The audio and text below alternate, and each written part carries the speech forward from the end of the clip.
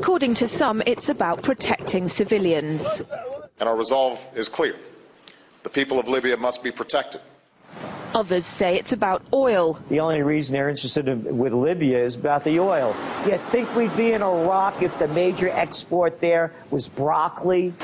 But some are convinced intervention in Libya is all about currency, specifically Gaddafi's plan to introduce the gold dinar, a single African currency made from gold, a true sharing of the wealth. It's one of these things that you have to plan almost in secret, because as soon as you say you're going to change over from the dollar to something else, you're going to be targeted. There were two conferences on this, one in '96 and another one in the year 2000, called the World Mataba Conference, organized by Gaddafi. And everybody was interested.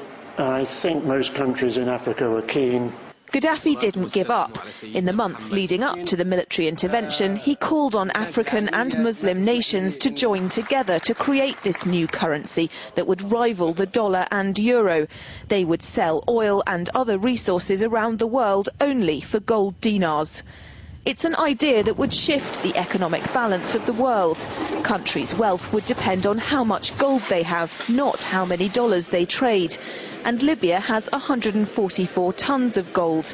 The UK has double that, but 10 times the population. If Gaddafi had an intent to try to reprice his oil or whatever else the country was selling in the global markets and accept something else as a currency, or maybe launch a gold dinar currency, any move such as that would certainly not be welcomed by the power elite today who are responsible for controlling the world's central banks.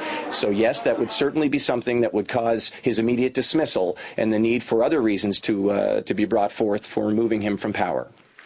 It's happened before. In 2000, Saddam Hussein announced Iraqi oil would be traded in euros, not dollars. Sanctions and an invasion followed. Some say because the Americans were desperate to prevent OPEC from transferring oil trading in all its member countries to the euro. A gold dinar would have had serious consequences for the world financial system, but may also have empowered the people of Africa, something black activists say the US wants to avoid at all costs.